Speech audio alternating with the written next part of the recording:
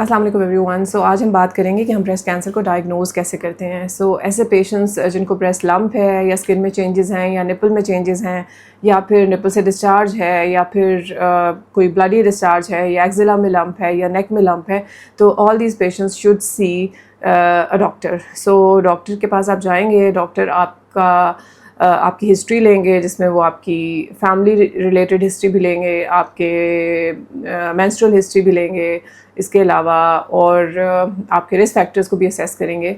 So history लेने के बाद वो आपका फ़िज़िकल एग्जामिनेशन करेंगे। जनरली फ़िज़िकल एग्जामिनेशन से जब डॉक्टर आपको एग्जामिन करते हैं तो ऐसे डॉक्टर जो एक्सपीरियंस्ड होते हैं इस तरह के पेशेंट्स को देखने के लिए, उनको थोड़ा बहुत आइडिया हो जाता है कि सिचुएशन कैसी है, is it a benign presentation या फिर खुदा न खास्ता कैंसर की तरफ जा रही है या फिर सिर्फ इन्फेक्शन है या कोई और चीज़ है। So whatever the findings are, the doctor should advise a test to you, और वो टेस्ट या तो अल्ट्रासाउंड होता है या मैमोग्राफी होती है।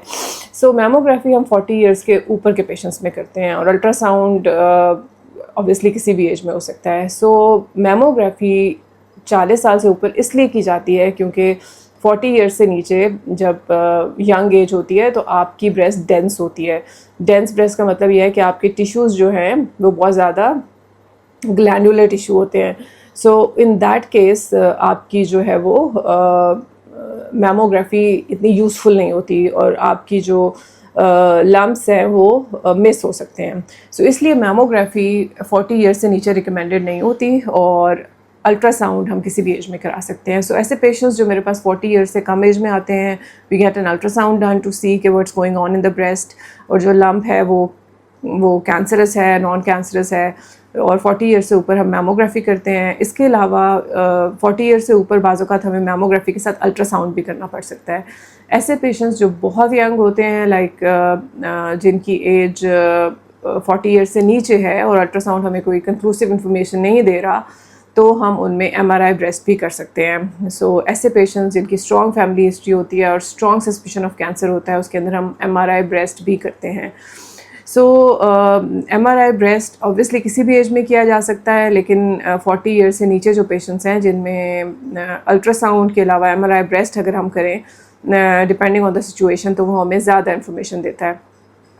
So once you have done either ultrasound, MRI breast या फिर मैमोग्राफी, तो नेक्स्ट स्टेप ये होगा कि so basically first of all आपको उसकी रिपोर्ट के अंदर ही आपको एक आइडिया हो जाएगा कि उसकी फाइंडिंग्स बिनाइन हैं, उसकी फाइंडिंग्स जो हैं वो मलिग्नेंट हैं, या उसकी फाइंडिंग्स इंटरमीडिएट हैं, या कि the radiologist is not sure on one scan कि वो कैंसर है या नहीं है।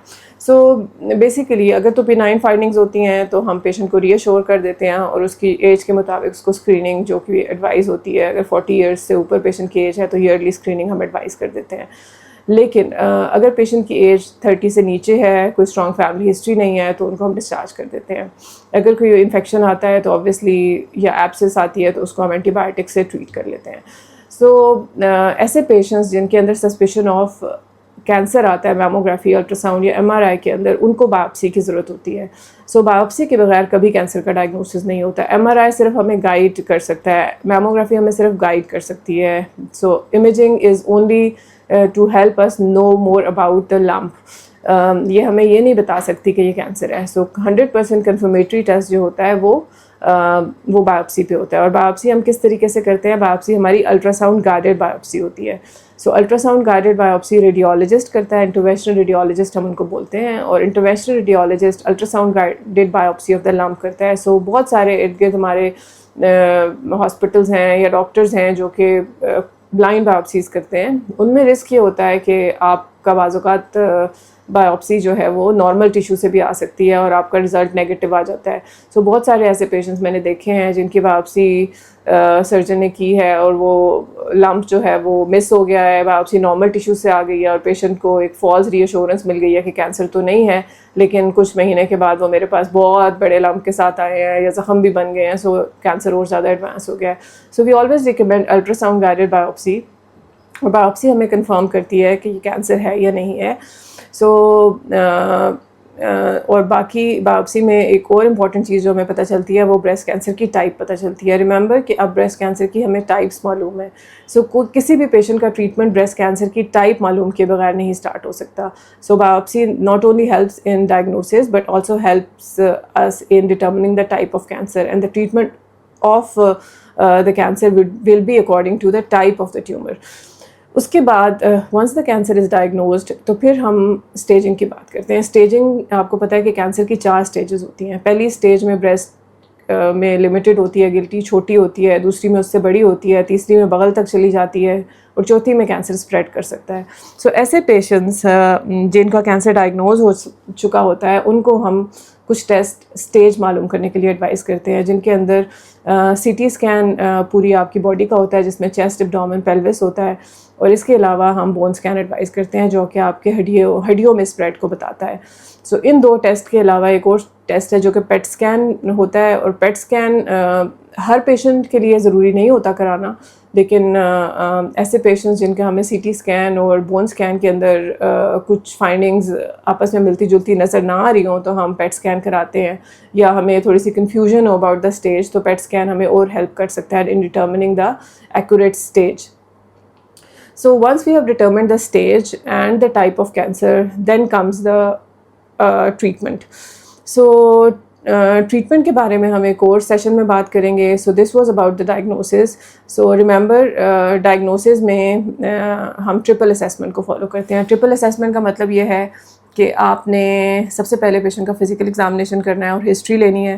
دوسری چیز یہ کہ آپ نے پیشنٹ کا امیجنگ کرانی ہے جس کے اندر آپ کا الٹرا ساؤنڈ, ایم آر آئی اور میموگرافی ہوگی. تیسری چیز یہ ہے کہ آپ نے اس کی باپسی کرنی ہے. سو جب یہ 3 اسٹیپس کمپلیٹ ہوں گے تو آپ کا کینسر ڈائگنوز ہوگا. سو ان میں سے آپ کوئی بھی ٹیسٹ مس نہیں کر سکتے. جو یوزلی میں چیزیں دیکھتی ہوں, کسی پیشنٹ کو کوئی بھی ڈاؤٹ ہوا یا الارم فیل ہوا, وہ خود ہی چلے جاتے ہیں کسی بھی لوکل سینٹر میں, وہاں پہ جا کے الٹرا ساؤنڈ کرا لیتے ہیں. سو بیسٹ از کہ آپ پہلے ڈاکٹر کے پاس آئیں, ڈاکٹر کو اپنا فزیکل ایگزامینیشن کرائیں, ڈاکٹر آپ کے ایج اپروپریٹ ٹیسٹ آپ کو ایڈوائز کرے گا, پھر وہ ڈاکٹر کے پاس آپ واپس لے کر جائیں, ڈاکٹر ہی اس کو انٹرپریٹ کرے گا. سو ایسے پیشنٹس جن کا نالج لمیٹڈ ہے اباؤٹ دیز ٹیسٹ, ان کو ڈاکٹر کے تھرو یہ سارے کام کرنے چاہیے instead of making their own decisions. So this was all for today. Thank you very much.